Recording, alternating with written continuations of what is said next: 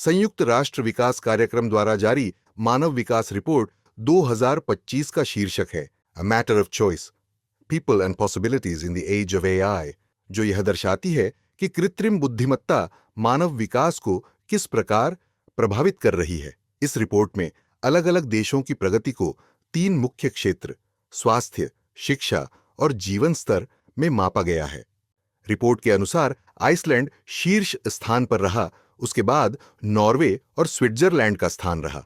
वहीं दक्षिण सूडान सबसे नीचे 193वें स्थान पर रहा। भारत का मानव विकास सूचकांक 2022 में 0.676 से बढ़कर 2023 में 0.685 हो गया है, जिससे भारत 130वें स्थान पर पहुंच गया है और मध्यम मानव विकास श्रेणी में बना हुआ है।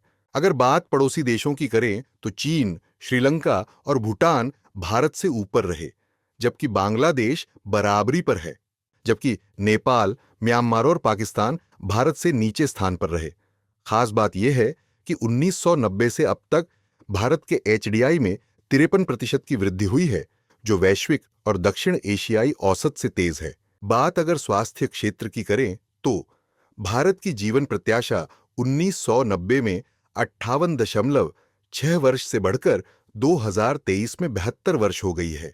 इसके पीछे आयुष्मान भारत, जननी सुरक्षा योजना और पोषण अभियान जैसी योजनाओं का योगदान रहा है। वहीं शिक्षा के क्षेत्र में औसत स्कूली शिक्षा 8.2 वर्ष से बढ़कर 13 वर्ष हो गई है, जिसमें शिक्षा का अधिकार अधिनियम, समग्र शिक्षा अभियान और राष्ट्रीय शिक्षा नीति 2020 की अहम भूमिका रही है।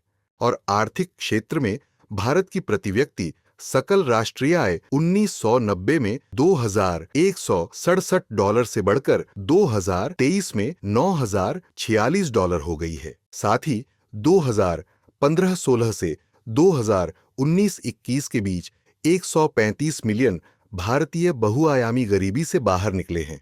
हालांकि रिपोर्ट में कुछ महत्वपूर्ण चुनौतियों पर भी प्रकाश डाला गया है। भारत की आय असमानता के कारण एचडीआई में 30.7% की कमी आती है, जो क्षेत्र में सबसे अधिक है। इसके अलावा शिक्षा, रोजगार और स्वास्थ्य सेवाओं में लैंगिक असमानताएं भी एक मुख्य बाधा है। साथ ही वैश्विक असमानताएं और एआई के असमान लाभ मानव विकास की गति को धीमा कर रहे हैं। इसके उपचार के लिए रिपोर्ट में 3 मुख्य बातें कही गई हैं। पहली, हमें ऐसी अर्थव्यवस्था बनानी चाहिए जहां इंसान और आर्टिफिशियल इंटेलिजेंस मिलकर काम करें। दूसरी, ऐसे नए आइडिया और खोज को बढ़ावा देना चाहिए जो इंसानों की भलाई के लिए हों। तीसरी, सबके लिए अच्छी शिक्षा, इलाज और सामाजिक सुरक्षा पर ज्यादा पैसा लगाना चाहिए,